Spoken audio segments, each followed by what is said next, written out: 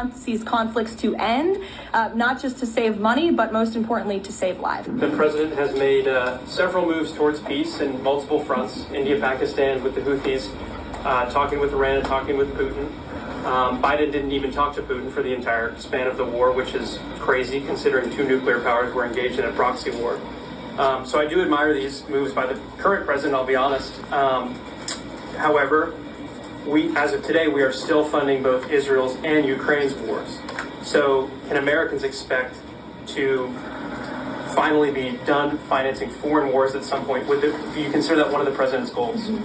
Well, I think I can summarize the president's foreign policy agenda with two words: America first. And that means putting the American people and the American taxpayer first. And that's why the president is moving as quickly as he possibly can and working overtime to end these conflicts in both Israel and in Gaza, and also the Russia-Ukraine war. As you all know, the president will be speaking with Putin at 10 o'clock. He plans to call President Zelensky when that call concludes. I spoke to the president about that call at 10 o'clock. I don't want to get ahead of those very important conversations, but of course you will hear directly from the president or me after those calls conclude today. So you can expect that.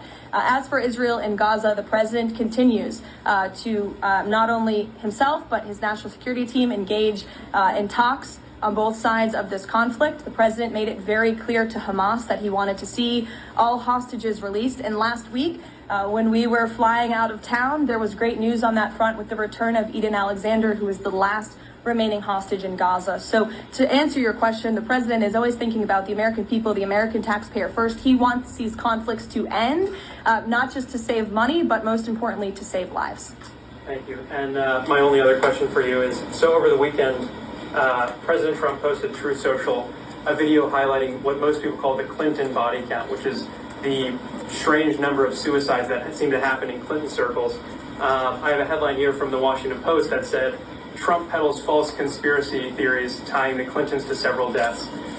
So I just wanted to highlight real quick, this wasn't in Trump's video, but this is from the Arkansas Times, and it's the death of Mark Middleton, who was a former Clinton White House aide, who was found dead on a Clinton Foundation property. And I'll just quote from the Arkansas Times.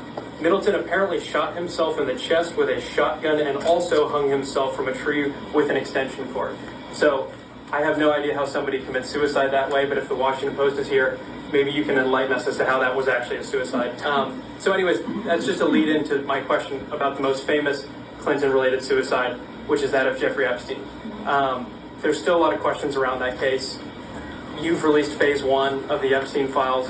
What was missing from that is any connection to his ties to intelligence agencies, and that's really the whole story.